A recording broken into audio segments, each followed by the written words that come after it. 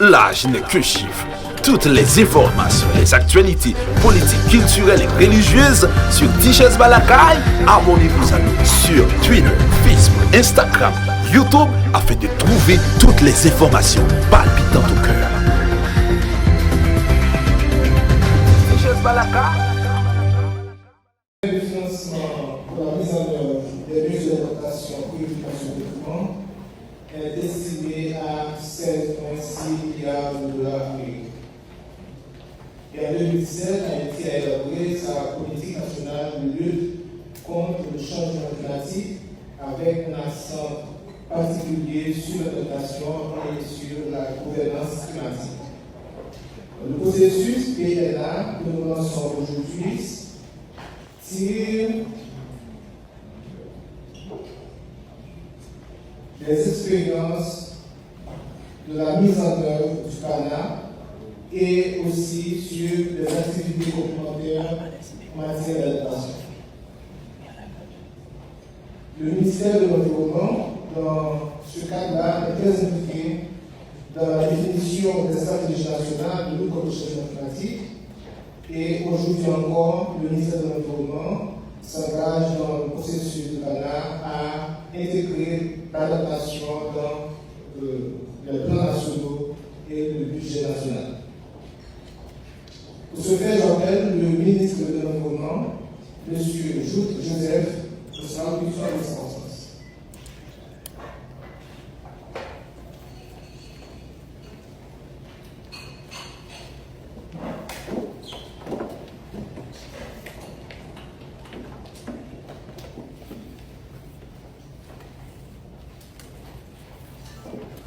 Monsieur le Président de la Commission de l'Environnement de la Chambre des députés, notre honorable député, que ça fait un bon bout de temps qu'on ne s'est pas vu, il n'est pas venu visiter le ministre pour lequel il est président de la Commission. Monsieur le représentant du PNUD,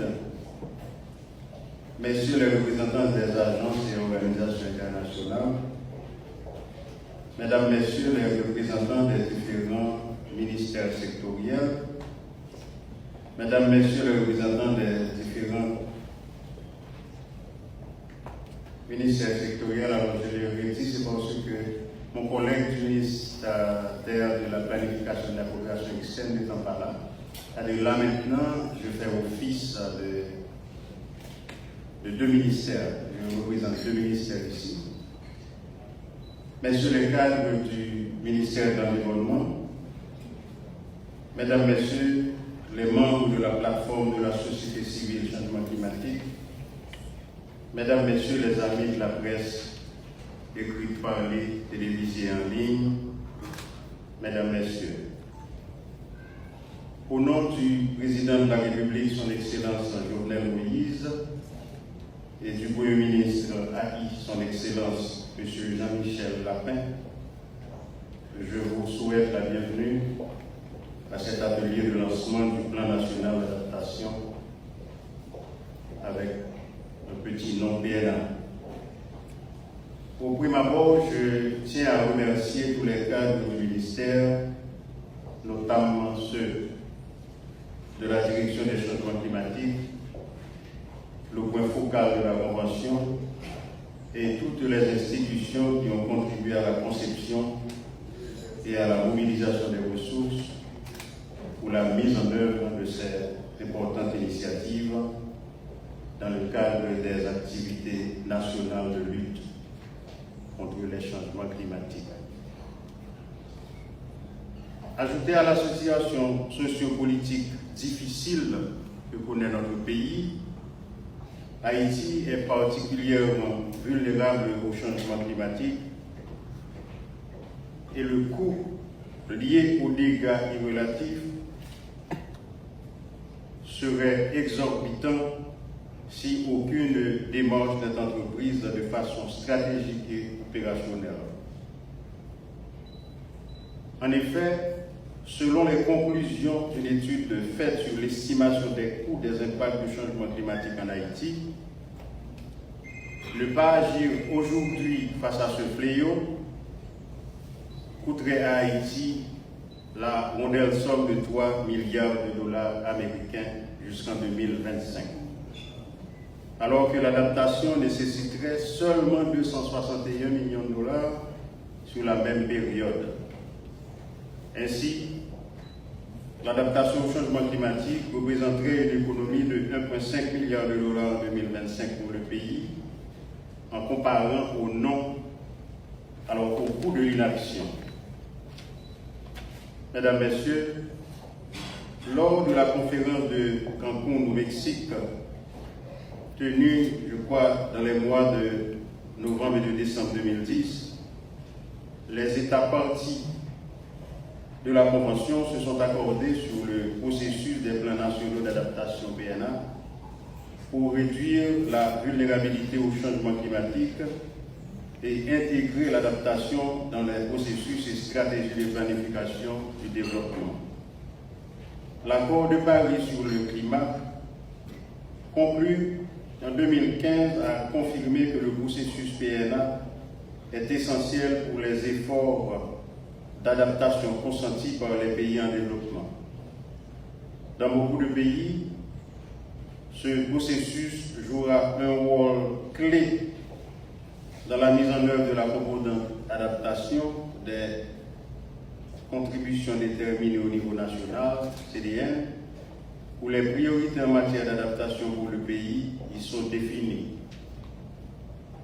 Ce projet d'envergure a pour objectif de renforcer les capacités institutionnelles et techniques pour le développement interactif du plan national d'adaptation pour une intégration efficace à l'adaptation au changement climatique dans le processus de coordination, de planification et de budgétisation nationale.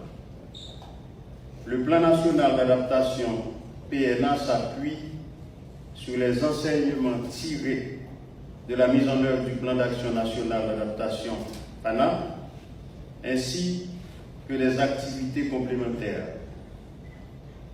en cours de réalisation en Haïti.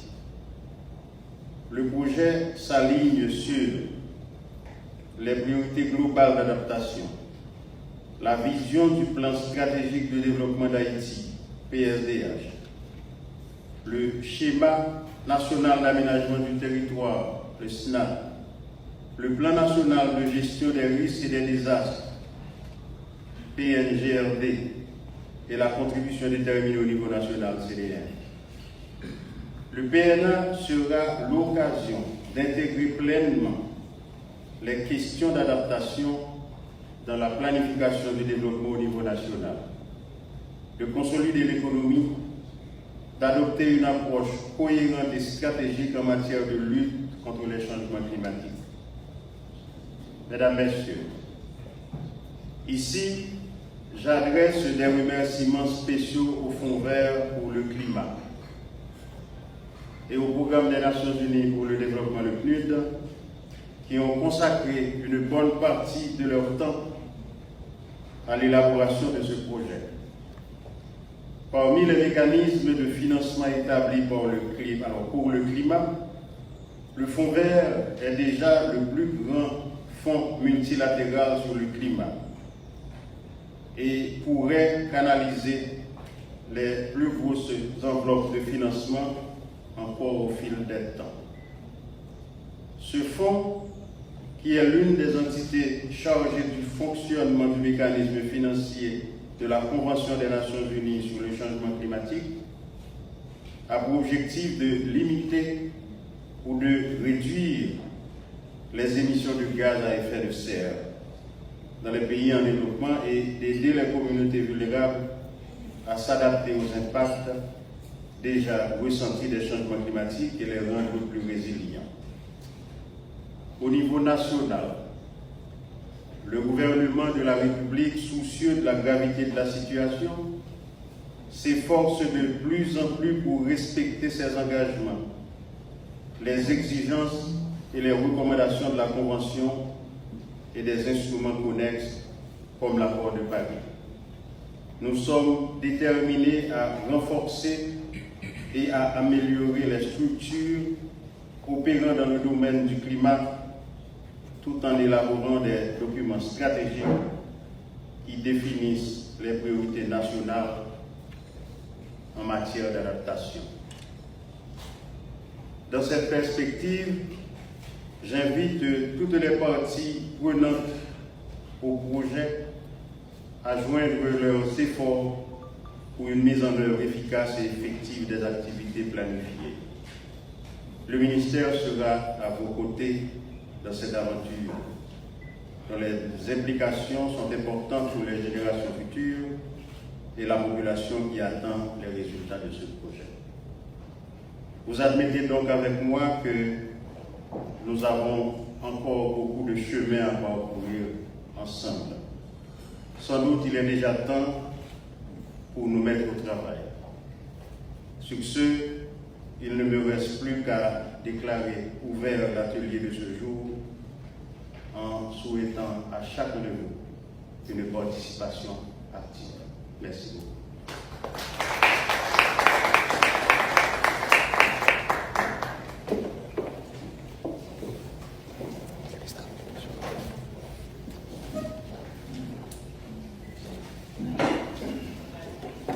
Merci, Monsieur le ministre. Le processus est lancé. Nous allons maintenant passer aux détails techniques du data. Et cette partie technique va se dérouler l'élection en présence du représentant de l'Université de développement. Pour cela, je les invite à prendre place pour votre data, s'il vous plaît, M. Caldo, M.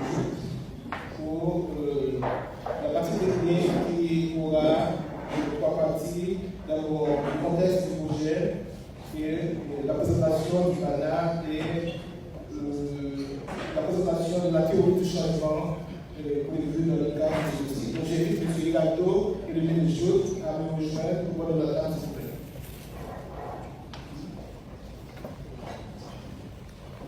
Face à ces situations de vulnérabilité extrême, les pays doivent entreprendre des actions urgentes pour mieux s'adapter aux effets du changement climatique et rendre les populations beaucoup plus résilientes. Mesdames et messieurs, en 2015, les pays ont adopté le programme de développement durable à l'horizon 2030 et ses 17 objectifs de développement durable. La réalisation des ODD est un compromis par des catastrophes de plus en plus dévastatrices et interdépendantes. Pour atteindre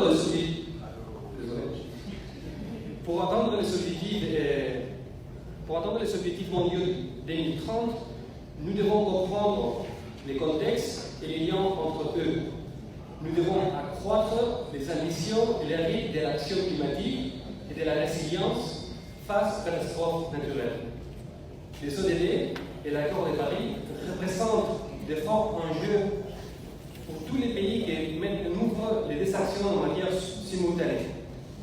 Il existe l'opportunité stratégique pour aligner les priorités de développement sur le long terme avec l'accord de Paris et les ODD. Et le plan national d'adaptation est un élément clé pour ce faire. Le projet que nous lançons aujourd'hui est financé par le Fonds vert pour le climat et est en droite ligne avec la mise en œuvre des objectifs de développement durable et l'agenda 2030. Ce projet contribuera à la mise en œuvre de la vision de la politique nationale sur le changement climatique, tout en favorisant l'intégration de l'adaptation au changement climatique dans les documents stratégiques comme les PSDH et les PNGRD. Je suis fortement convaincu que votre présence aujourd'hui à cet atelier de lancement traduit de l'importance que vous accordez aux grandes questions liées au changement climatique en Haïti et aux engagements d'adaptation en lien avec l'accord de Paris. Je tiens encore une fois à remercier le support du gouvernement haïtien dans ces efforts de lutte contre le changement climatique. Je suis confiant que nous avons tous compris l'urgence d'agir ensemble et surtout d'agir maintenant. Je vous remercie encore une fois de votre présence et de votre attention. Merci à vous.